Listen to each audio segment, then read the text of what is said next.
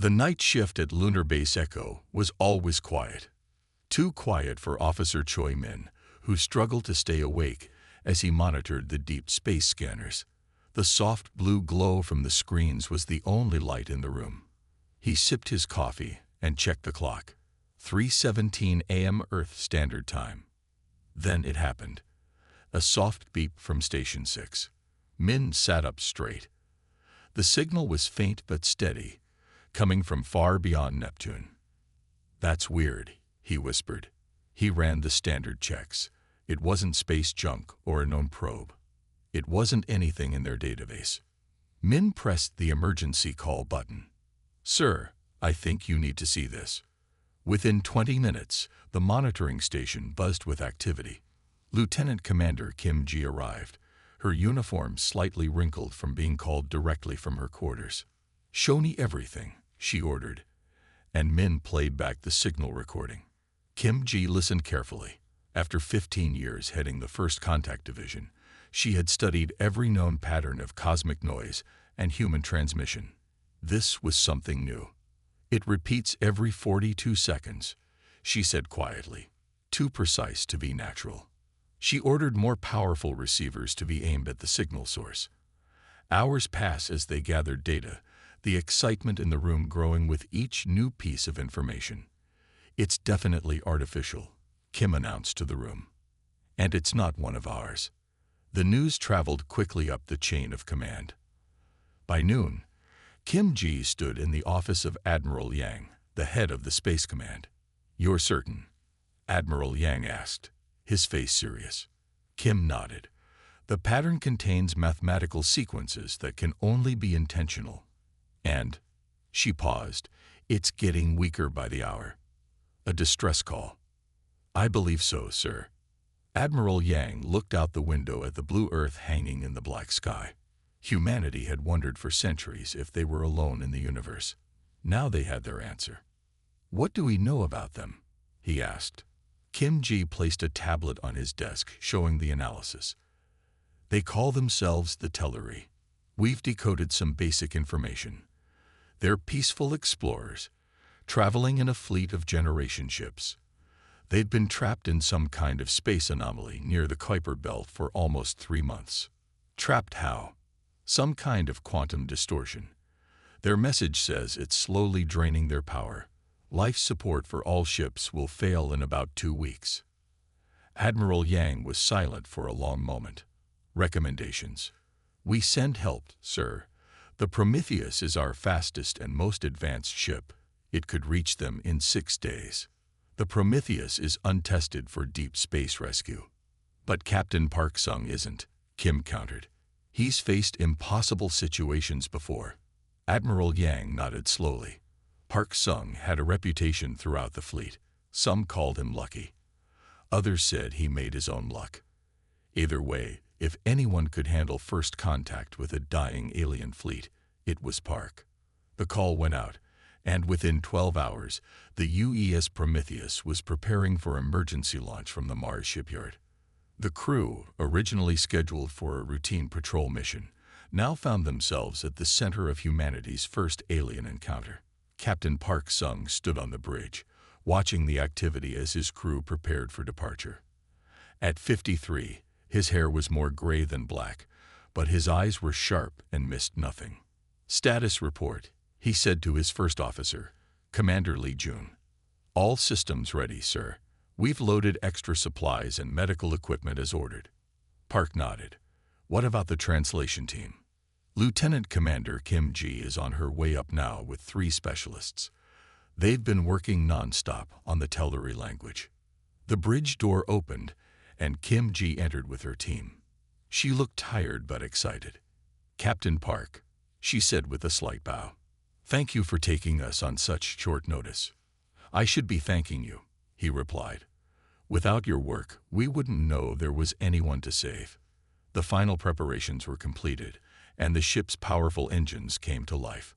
The Prometheus was the newest vessel in Earth's small fleet, built with technology that seemed impossible just 20 years ago.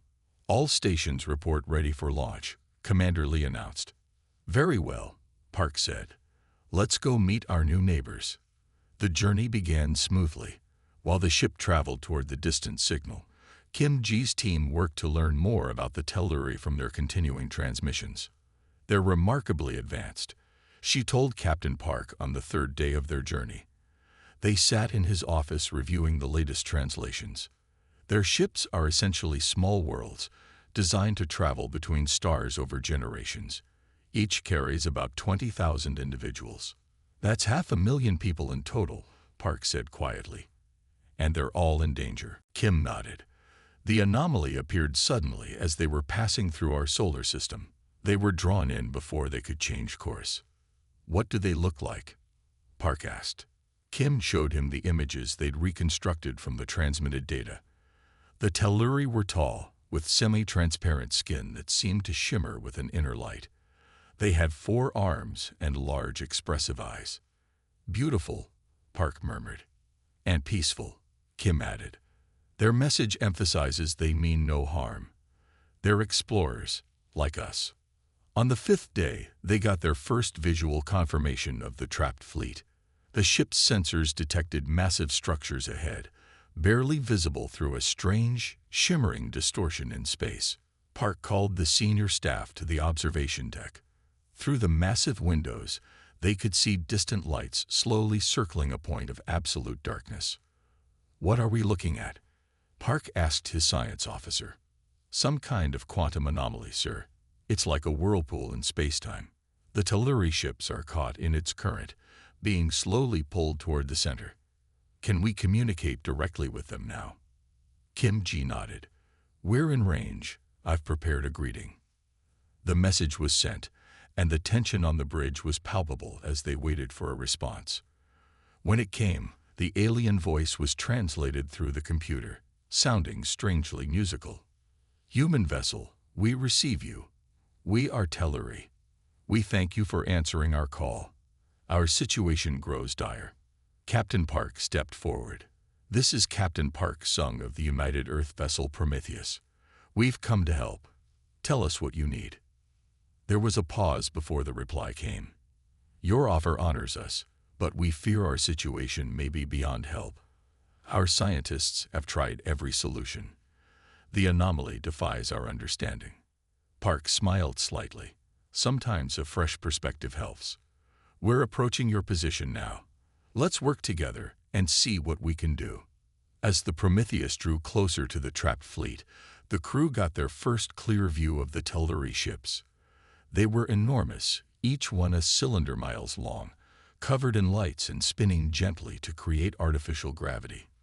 They're beautiful, someone whispered on the bridge. Captain Park looked at the trapped alien fleet, then at his crew. Humanity's first contact with alien life was happening under the worst possible circumstances, but if there was any chance to save them, Park was determined to find it. Take us in closer, he ordered. Let's show the Telluri what humans can do. The Prometheus slowed as it approached the edge of the anomaly. The view from the bridge left everyone silent. 30 massive alien ships hung suspended in a strange, shimmering field of energy. The ships were slowly rotating toward a dark center point that seemed to swallow all light. It's like nothing I've ever seen, whispered Science Officer Lee Hanna as she studied the readings on her screen. The laws of physics are different inside that field. Captain Park stood at the main viewport, hands clasped behind his back. How long until those ships reach the center? At the current rate, 14 days, Lee replied. But their power systems are failing faster than that. The communication system chimed. Captain, we're receiving a transmission from the lead Telluri vessel, reported Communications Officer Ba Jin. On screen, Park ordered. The main display flickered to life, and the crew got their first look at a living Telluri. The alien had a tall, slender form with skin that looked like polished crystal. Light seemed to pulse beneath the surface. Its 4 arms were positioned gracefully at its sides, and large, deep eyes studied them with obvious intelligence. I am High Elder Kai of the Telluri Exploration Fleet, the alien said, its words translated by the ship's computer. We thank you for responding to our call. Though we fear you have come a long way for nothing. Captain Park stepped forward. I am Captain Park Sung of the Earth ship Prometheus. We've come to help in any way we can." The alien made a gesture that might have been sadness. "Your intentions honor you, Captain. But our situation is beyond help. We have studied this anomaly for months. It defies all our science." Park smiled slightly. "With respect, Elder Kai, sometimes fresh eyes see things differently. May we share data and work together?" There was a pause before Kai answered. "You may try, though I fail to see how your species, having not yet mastered interstellar travel, could succeed where we have failed." Lee Hanna frowned at the screen. "Their attitude isn't helping," she whispered to Park. "They're scared," Park replied quietly. "And proud. A dangerous combination." He turned back to the screen. "Elder Kai, we request permission to send a small team to your vessel to coordinate our efforts." After some discussion among the Telleri, permission was granted. Captain Park led the away team himself, along with Science Officer Lee Hanna and 3 specialists. Their shuttle approached the massive Telleri ship, which dwarfed the Prometheus. As they drew closer, they could see the crystalline structure of the vessel, seemingly grown rather than built.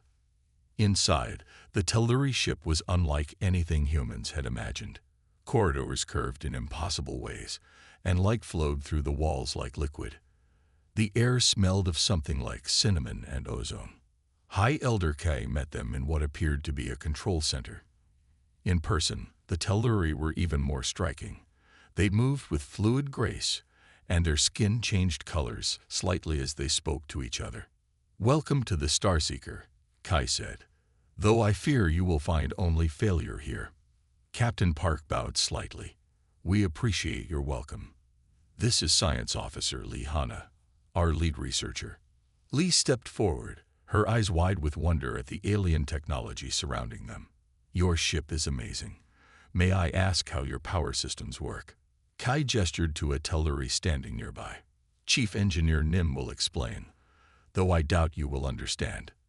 Engineer Nim approached, the lights under his skin pulsing faster. "Our ships are powered by quantum fusion, harnessing energy from multiple dimensions simultaneously." Lee nodded, taking notes on her tablet. "Similar to our theoretical models, though we haven't achieved practical application yet." Nim's eyes widened slightly. "You understand the concept?" "In theory," Lee smiled. "We're quick learners." Over the next few hours, the human team studied the Telleri's data on the anomaly.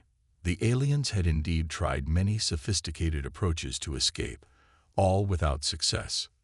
"The field strengthens whenever we apply energy to it," Nim explained. "It's like it feeds on our attempts to break free." Captain Park studied the 3-dimensional model of the anomaly. "It seems almost designed." "We had the same thought," Kai said, showing interest for the first time. "But who would create such a trap? And why? More importantly," Park added, "how do we escape it?"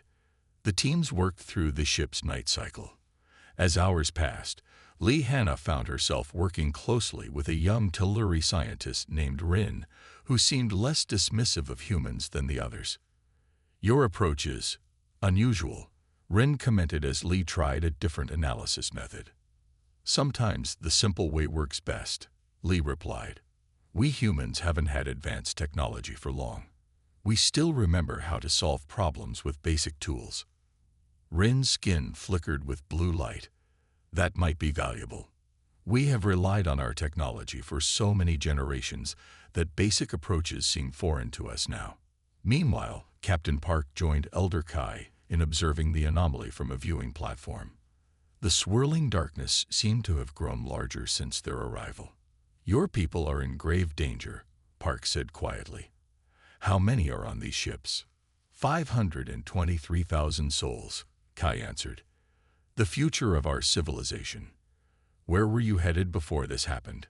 "A star system we call New Beginning. We've spent generations searching for a suitable home." Park nodded. "My people were once refugees too, in our own way.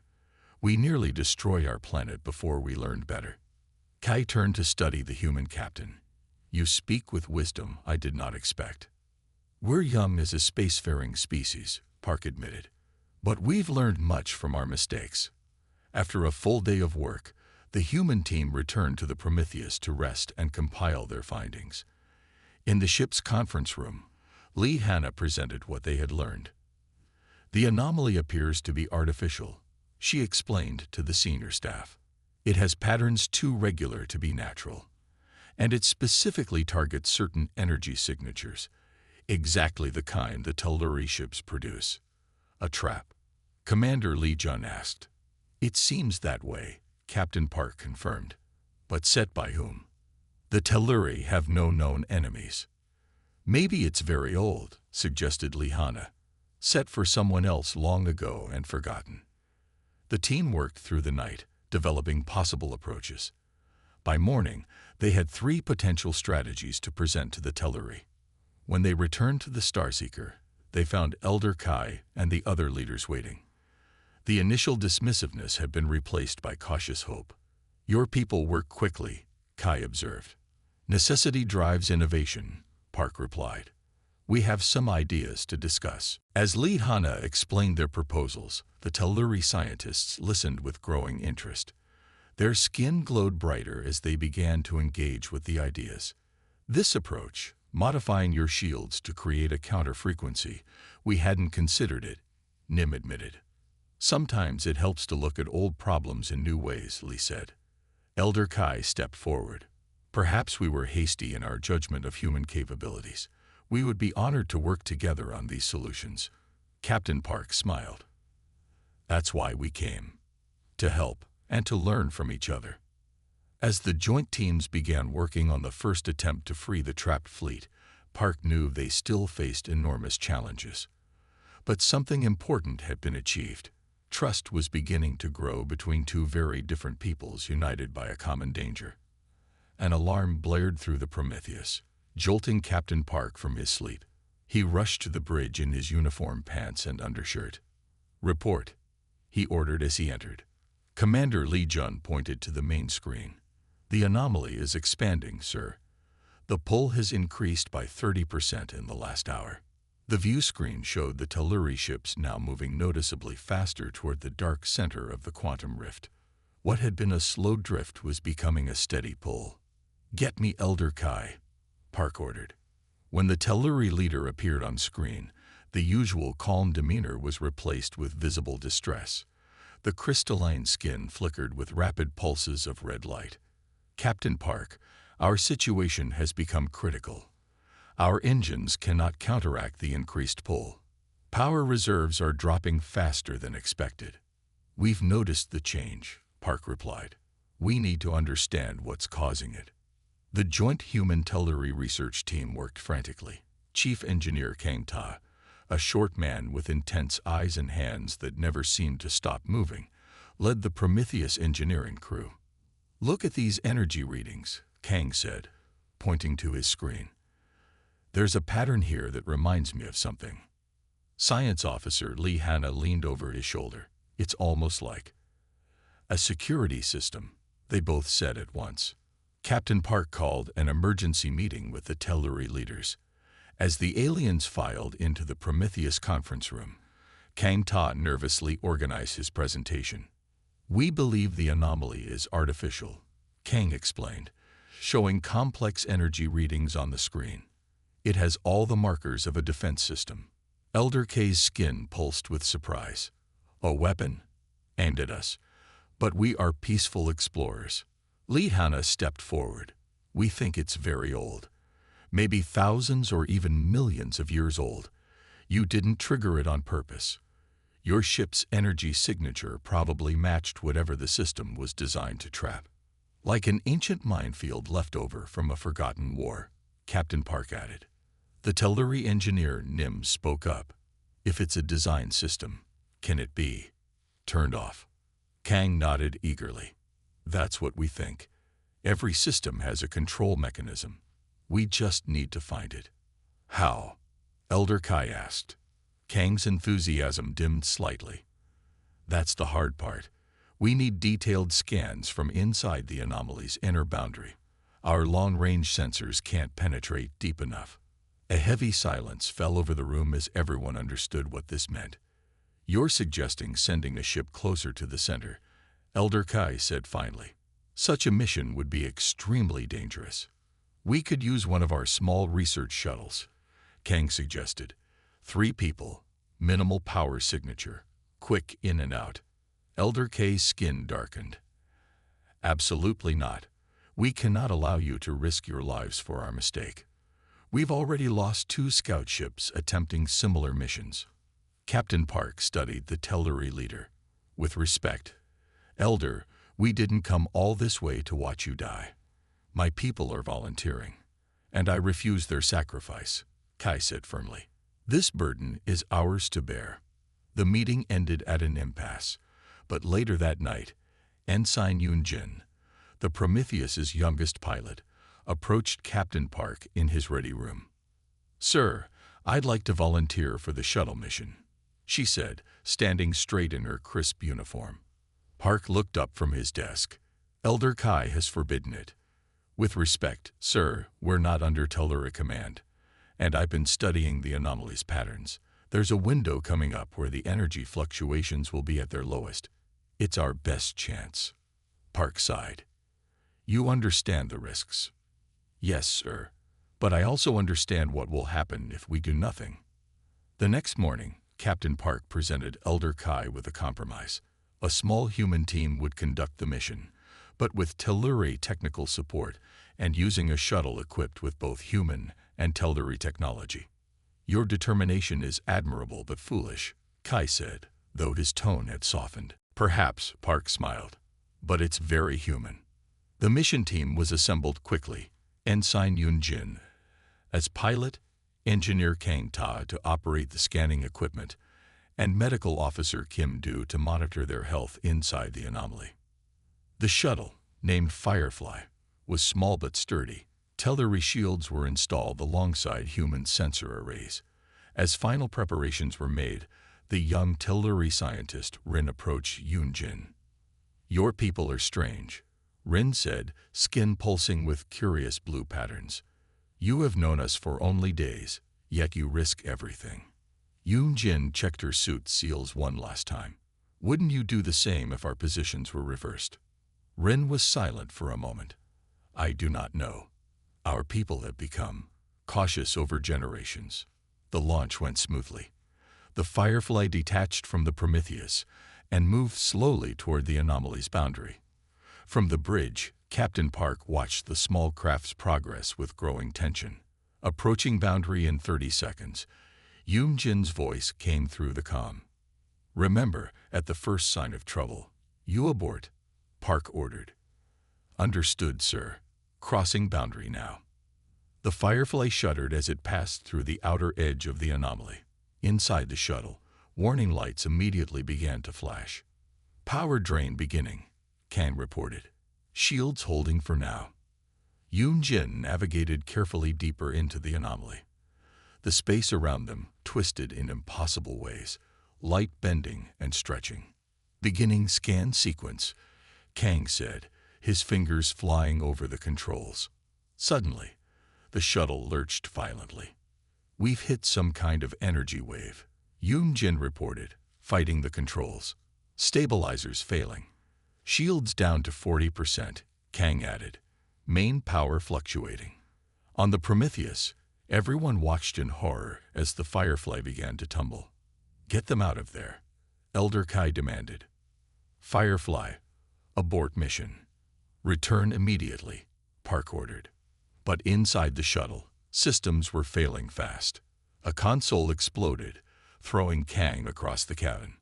"Engine control not responding," Yoon-jin reported, her voice steady despite the chaos. "We're being pulled deeper." Medical Officer Kim Do moved quickly to help the injured engineer. "Kang is unconscious. The scanner is damaged."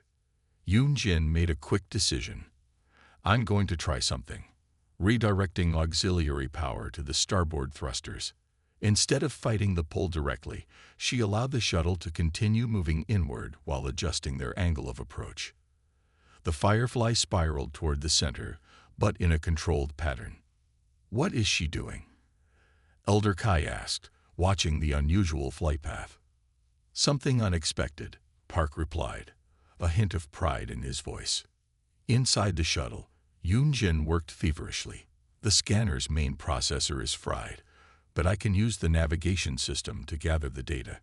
Kim, I need you to rewire the medical scanner to interface with navigation." Kim looked confused. "That's not possible." "Make it possible," Yoon-jin said firmly. While Kim worked on the improvised connection, Yoon-jin kept the shuttle in its spiral, using the anomaly's own pull to maintain their course while conserving what little power remained. "It's working," Kim said finally. "We're getting readings." Data began flowing back to the Prometheus. Lee Hanna analyzed it immediately. "This is amazing," she said. "The anomaly has a pulse point, like a heart.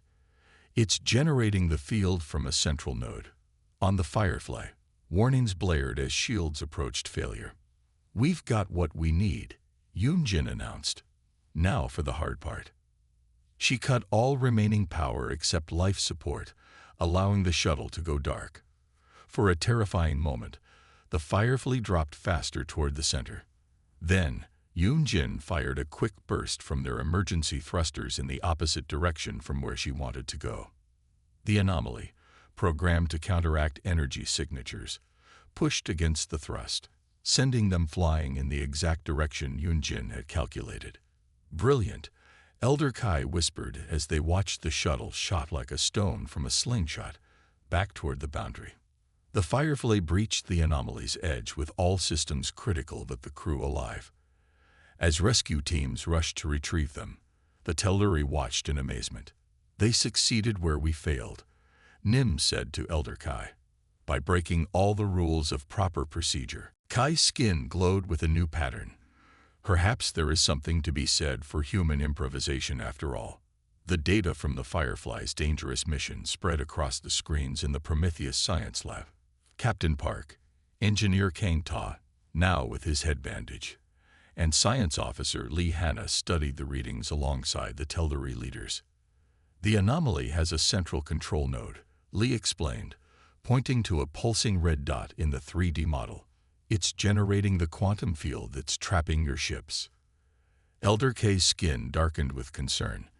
"We've lost 2 more power cores since yesterday. Life support on 3 ships is failing.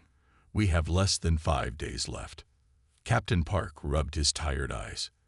The crew had been working non-stop for days, and they were no closer to a solution. "If we can't shut down the node, we need to find a way to counteract its field." Kang Ta, who had been unusually quiet, suddenly straightened up. "What if we modify our experimental drive?" All eyes turned to him. The Prometheus had been fitted with Earth's newest propulsion system, a prototype quantum resonance drive that was still being tested. "Explain," Park said. Kang's eyes lit up with excitement. "Our drive works by creating a controlled quantum field that pushes against normal space. What if we reconfigure it to generate a counter-resonance field instead? One that cancels out the anomaly's effect?" The Telluri engineer Nim immediately shook his head. "Impossible. The energy requirements would be enormous, and the field mathematics don't allow for such a configuration." "Maybe not in theory," Kang argued, "but what if we try anyway?" Lee Hanna was already running calculations on her tablet. "It would require reconfiguring our entire power distribution system. And even then, we have to try something," Park said firmly. "Kang, how long would these modifications take?" "With a full engineering team, maybe 48 hours. Park nodded. "Make it happen." As the human crew left to begin work, Elder Kai approached Captain Park. "Your engineer's proposal violates several laws of quantum physics as we understand them." "Sometimes the laws need to be bent a little," Park replied with a small smile. "Human science is still young. We're good at finding workarounds when we don't know something is impossible." Work began immediately. The Prometheus's engine room transformed into a hive of activity.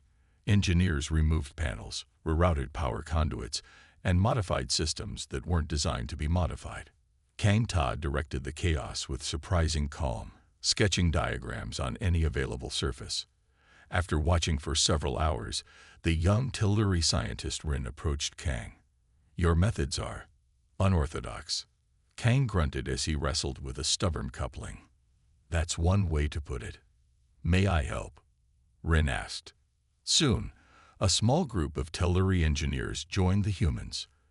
At first, they were hesitant, pointing out flaws in the design and explaining why certain connections wouldn't work. "That's the beauty of it," Kang explained, wiping sweat from his forehead. "We're not trying to build something perfect. We just need something that works once." Slowly, the Telluri began to adapt to the human approach. When theoretical problems arose, they offered elegant solutions based on their advanced knowledge. When practical issues emerged, the humans showed them how to improvise. "No, we can't manufacture a new regulator coil," a human engineer told a frustrated Telluri. "But we can rewire these 3 backup systems to do the same job if we link them together." In the ship's mess hall, Captain Park met with his senior officers. Lee Hana's expression was grim as she presented her latest findings. "The good news is that Kang's modifications might work. The counter-resonance field could potentially disrupt the anomaly long enough for the Telluri ships to escape." "And the bad news?" Park asked. Lee hesitated. "The energy feedback would almost certainly overload our main systems. We might lose the ship." A heavy silence fell over the room. "The crew?" Park asked quietly. "If we maintain minimum life support and emergency systems, they should survive. But the Prometheus would be crippled." Park nodded slowly. "I see.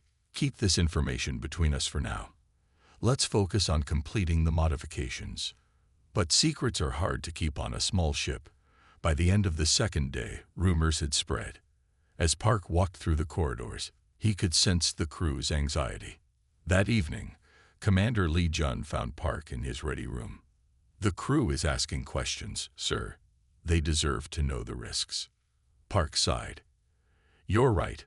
Call an all-hands meeting." In the largest cargo bay, the entire crew of the Prometheus gathered.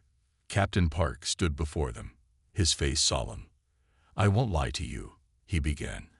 "Our plan to save the Telluri fleet carries significant risk to our ship. The energy requirements will likely overwhelm our systems. The Prometheus may not survive intact." A murmur ran through the crowd. "I will not order anyone to take this risk. We will put it to a vote. Those who wish to transfer to the Telluri ships before we attempt the procedure may do so. No one will think less of you." A young engineer raised her hand. "Sir, if we don't try, what happens to the Telluri?" "They die," Park said simply. "All 500,000 of them." Medical Officer Kim Do stood up. "I vote we try." One by one, other crew members voiced their agreement. Not a single person voted against the plan. Elder Kai, who had been watching from the back of the room, stepped forward.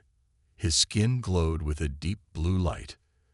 "Your people show great courage," he said, "but we cannot accept such a sacrifice." Park smiled. "With respect, Elder, this is our choice to make." The final preparations moved quickly. The modified drive system looked nothing like its original design. Cables snaked across the floor, connecting systems that were never meant to work together. Telluri crystalline components were fitted alongside human technology with makeshift adapters. "It's not pretty," Kang admitted to Elder Kai as they inspected the final configuration. "It is beautiful," Kai replied, surprising everyone. "We would have never attempted such creative solutions." The plan was simple but dangerous. The Prometheus would position itself at the edge of the anomaly and activate the modified drive. The counter-resonance field would create a temporary bubble of normal space, allowing the Telluri ships to escape one by one. As the crew took their positions, Kang made one last check of the systems. "Ready as we'll ever be," he reported to the bridge. Captain Park looked around at his crew, each face showing determination despite the fear. "Take us in," he ordered. The Prometheus moved slowly toward the boundary of the anomaly. On the view screen, the massive Telluri ships waited, their lights dim as they conserved the last of their power. Counter-resonance drive standing by, Kang reported from engineering. Park took a deep breath. Activate. The ship shuddered as energy surged through the modified systems.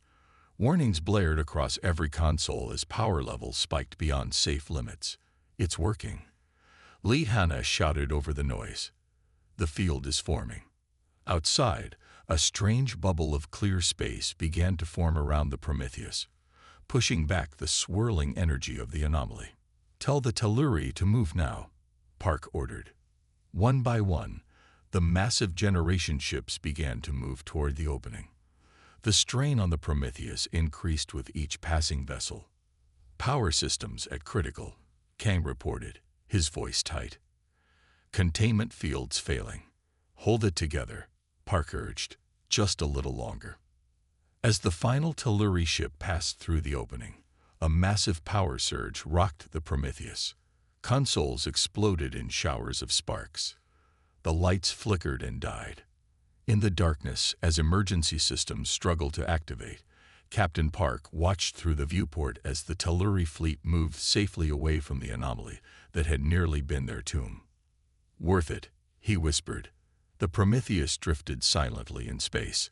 Emergency lights cast a dim red glow through smoke-filled corridors. In the damaged bridge, Captain Park pulled himself up from the floor. Blood trickled from a cut on his forehead. Damage report, he coughed. Commander Lee Jun checked the few systems still functioning. Main power gone. Life support on emergency backup. Engine core completely burnt out. Through the cracked view screen, they could see the Telluri fleet moving away from the anomaly, now safely beyond its pull. At least it worked, Park said with a tired smile. Sir, Communications Officer Ba Jin called out. We're being hailed by the Telluri flagship. Elder K's image appeared on the emergency screen, flickering with static. Captain Park, we see your ship is severely damaged. Hold position. We are coming to assist. Within minutes, several smaller Telluri vessels surrounded the wounded Prometheus. Teams of crystal-skinned aliens in strange suits began boarding through emergency airlocks. In the medical bay, Dr. Kim Do struggled to treat injured crew members with limited supplies and power. The doors slid open, and a group of Telluri medical staff entered, led by a tall figure carrying unfamiliar equipment. I am Healer Lan, the Telluri said.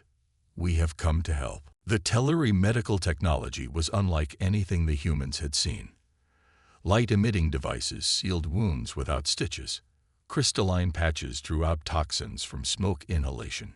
Injured crew members who might have died were stabilized within minutes. Meanwhile, Telluri engineers joined Kang Tai in assessing the ship's damage. Your drive core is completely destroyed, Engineer Nim told him. The power surge melted the containment systems. Kang nodded grimly. We knew it was a possibility.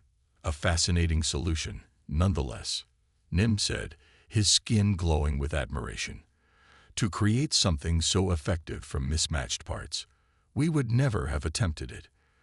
3 days later, the combined human Telluri repair teams had stabilized the Prometheus enough for basic systems to function. The ship couldn't travel faster than light, but it could move under its own power. More importantly, all crew members had survived, thanks to Telluri medical care. In the largest gathering space on the Telluri flagship Starseeker, a formal ceremony was prepared. The entire crew of the Prometheus, still wearing bandages and healing patches, stood at attention as the Telluri High Council entered. Elder Kai stepped forward, his crystalline form glowing with a solemn blue light. Captain Park, his arm in a sling, stood opposite him. Today we honor the crew of the Earth vessel Prometheus, Kai announced, his voice carrying through the chamber. When faced with our certain destruction, they risked everything to save beings they had never met before. The Telluri Council members' skin pulsed with light in a rhythmic pattern that the humans now recognized as applause. We once thought your species primitive, Kai continued. We were wrong. What you lack in technological advancement, you make up for in courage, creativity, and a willingness to challenge the impossible. Captain Park stepped forward. We did only what anyone would do when finding others in need. And that, Kai said, is perhaps the most remarkable thing about humans. A young Telluri brought forward a crystal object that glowed with inner light. Kai presented it to Park. This is our highest honor, never before given to any non-Telluri. It symbolizes the eternal gratitude of our people. Park accepted it carefully. On behalf of Earth and humanity, we thank you. We came looking for new friends among the stars. We found them. In the days that followed, as the Prometheus was fitted with Telluri technology to help it return home, the two species began sharing knowledge. The humans were amazed by Telluri scientific understanding, centuries beyond Earth's. The Telluri were equally fascinated by human adaptability and creative problem-solving. Your math is beautiful, Lihanna told Rin as they worked together. You understand the universe in ways we've only begun to grasp. Perhaps, Rin replied, but you see solutions where we see only problems. That is its own kind of understanding. In the Starseeker's observation dome, Captain Park and Elder Kai watched stars together. What will your people do now? Park asked. Continue our journey to new beginning, Kai said. But now, we invite Earth to join us as allies. Our scientists believe it is only 3 years' travel from your solar system at your current technology level. 3 years is a long journey.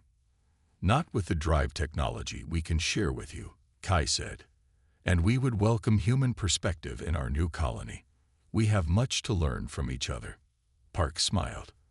I think Earth will be very interested in that proposal. 1 month later, the Prometheus approached Earth, now modified with Telluri technology and accompanied by a small Telluri diplomatic vessel. The news of first contact had been sent ahead, and humanity waited with excitement and some fear. As they entered orbit, Park stood on his bridge, looking down at the blue planet. Communications, open a channel to Earth Space Command. Channel open. Sir, this is Captain Park Sung of the UES Prometheus, returning with representatives of the Telluri civilization. Request permission to begin diplomatic proceedings. There was a pause before the reply came. Permission granted, Captain. Earth welcomes you and our new friends home. Later that day, as Elder Kai prepared to meet with Earth's leaders, he spoke privately with Park. Your mission report says you knew the Prometheus would likely be destroyed, yet you proceeded anyway. Park nodded. It was the right thing to do. Such thinking is very human, Kai said. My people would benefit from learning it, just as yours will benefit from our technology. A fair exchange, Park smiled. 1 year later, the first joint human-Telluri colony ship departed Earth, bound for new beginning. Captain Park, now Admiral Park, watched from the command deck with Elder Kai beside him. Do you think our peoples are ready for this? Kai asked. No one is ever really ready for new beginnings, Park replied. We just adapt as we go. That's what humans do best. And we Telluri provide the knowledge to make adaptation possible, Kai added. Together, we may accomplish great things. As the massive colony ship accelerated toward the stars, its crew of humans and Telluri worked side by side, each learning from the other. The unexpected friendship between two very different species, born in crisis, was now growing into something neither had imagined possible before. In years to come, the story of the Prometheus and the trapped Telluri fleet would be taught to children of both species. It became more than just a tale of rescue. It became the foundation story of how humanity first stepped into a larger galactic community, not through war or competition, but through a simple act of compassion and courage. The end.